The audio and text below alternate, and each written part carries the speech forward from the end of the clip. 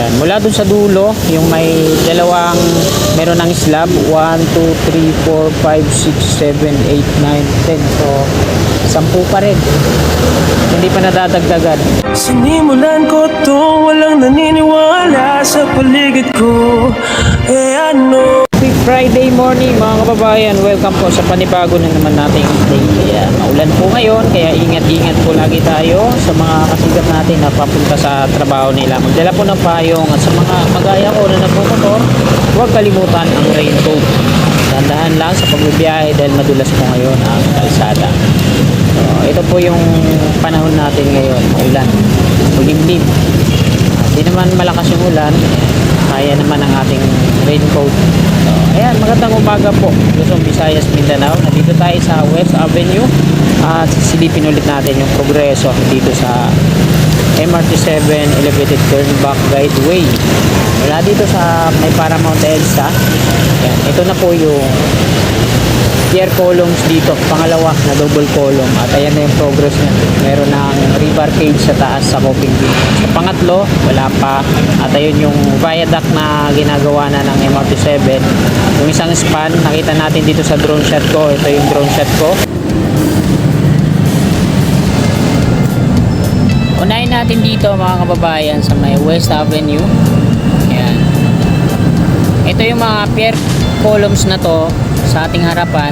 Yung dalawa na to sa may kanto mismo, no, southbound. Ayan yung sasalo dito sa kabila. Ayan, no? Ayan.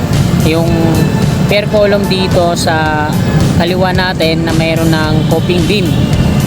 So napakalayo ng distance niya patungo dito sa tawid, galing dito sa northbound patungo southbound. So balance cantilever construction daw yung gagawin dyan, no? So dako tayo dito sa may West Avenue.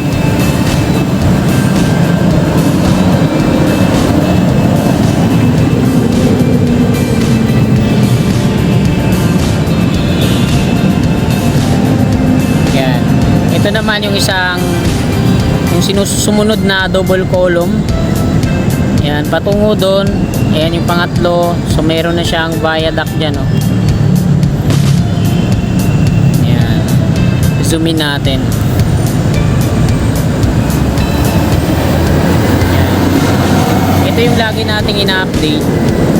Yan. Meron na siyang mga rebar para sa slab dito sa part na to. Ito yung unang span. Yung pangalawang span wala pa, at hanggang dun sa dulo nilagyan na ng mga aluma beam, tapos platform. Yan. Yan yung per head alignment patungo dun. At ayun na yung pinakadulo nun sa may Examiner Street. Ito po yung West Avenue. Balik lang ulit tayo.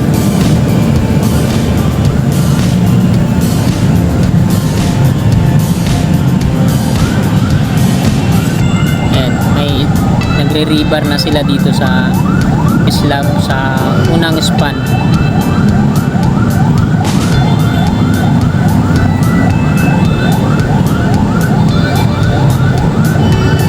West Avenue.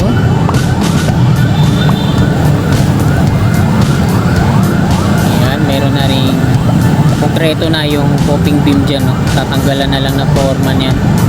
Tapos ito na yung gagawin nila sa kabila.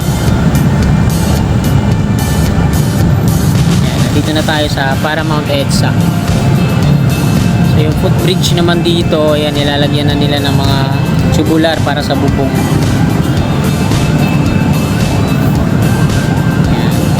So natapos na natin kunan dyan. Ayan. Meron na siya mga rebar. Ayan. Hanggang dun sa pangalawang span inuumpisahan na. At ayan, nakuna na po natin dito. Ay dadako na tayo sa dulo. So dandahan lang tayo para di mabasa yung camera natin. Tara, let's go!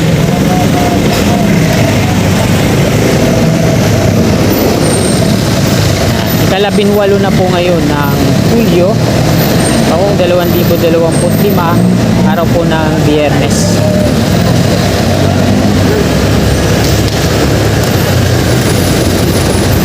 Time check po tayo, alas 8 na po ng umaga. Dahil maaga pa mga kababayan, ito yung progress nila dito. Dito yung mga workers pa sa baba. Ayan o, taas na ng bayad ako. So, pangalawang span na yung nilalagyan nila ng rebar.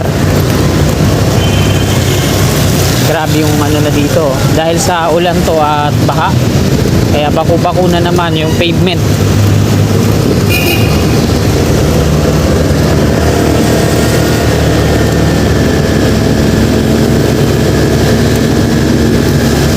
So, shoutout nga po pala sa mga kasigap natin na patuloy na nag-aantabay. And dito sa screen natin, ito po. Yan.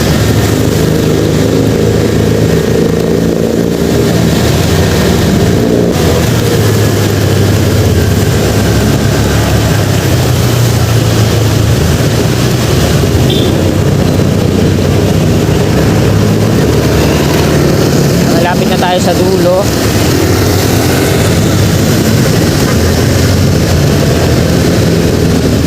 Dito nilalagyan na nila ng mga frame set. Ito yung gawa sa I-beam. So, hindi siya scaffolding, no? GI pipe yung ginamit. Talagang pag mabigat ang load yan, pag mga ganyang malalaki yung support.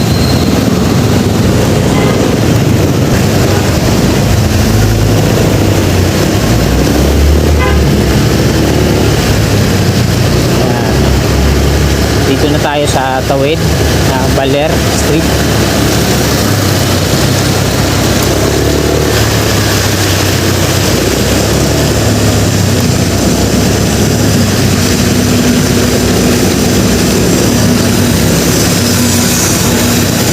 So ito yung last na pier na hindi pa nila na ayos. Napakasarap magbiyahe pag umuulan, pag mga ganito lang, hindi mainit. Pag U-turn, Examinary Street. Yan, naka U-turn na tayo, balik ulit tayo ng EDSA.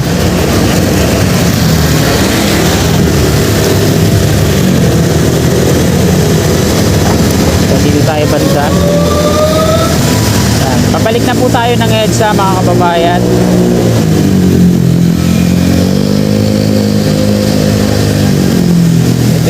Pinapakita ko sa inyo yung latest na progress ngayon dito sa MRT7 Elevated Turnback Guideway dito sa Quezon City.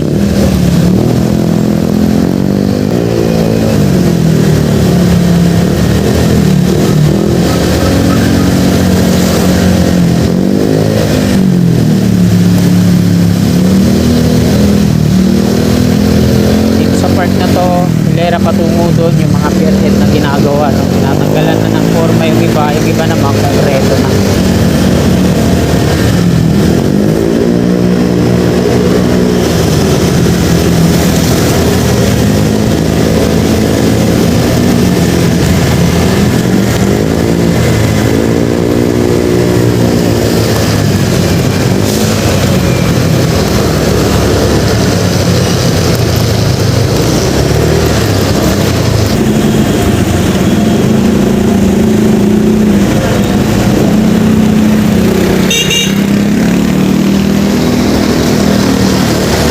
Wala naman dito mga kasikap, ito na yung installation nila hanggang dito, no? Titingnan natin kung ilangin ulit natin kung ilang span na ba to. Ito tayo dito para makuna natin.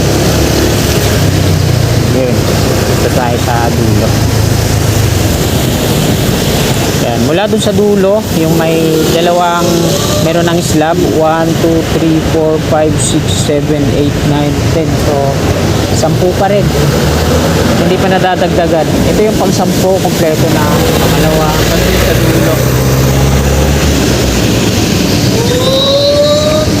Ayan, ipapakita ko naman sa inyo mga kasikap at hindi naman basa yung camera natin. Maliwanag naman na. Ayan, yung update ngayon dito sa may MRT7 Elevated Turnback Guideway. So 10 span pa rin at nandito sa likod natin yung mga crawler crane na ginagamit nila. So nag-extend na sila dito. Sabayan na lang natin yung susunod na installation. Batay sa pwesto niya, 2 span. Magiging 12 na yan pag na-installan na nila. Ang mga girders na ginagamit po dito ay ASTO Type 4 concrete girders. Para po yan sa turn back guideway. Maraming nagtatanong bakit daw ang haba ng turn back guideway ng MRT7. So hindi natin alam, baka extension na yan patungong Delta or sa patungong LRT2. Patay sa mga nakalap nating may mga dinig akong ganun na itutuloy ito hanggang LRT2.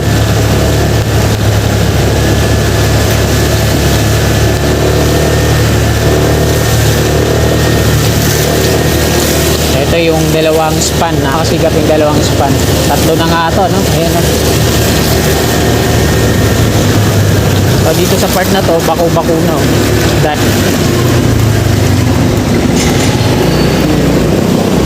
Ito naman yung double column na mayroon ng preto na pala to, yung double column dito. So, dito di natin tiyak kung dito sa likod sila maggagawa ng panibago or nanda dyan sa EDSA southbound sa may kanto.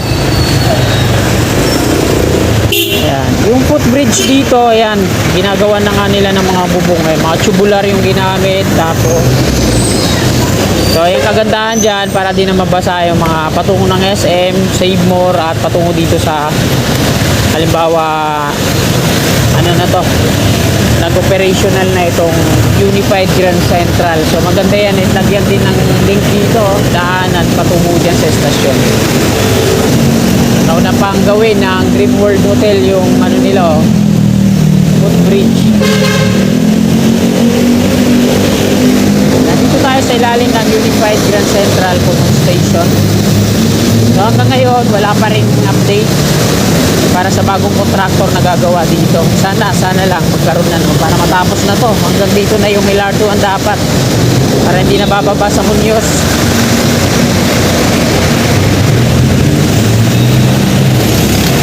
Ayan, buti na lang hindi namatay yung camera natin.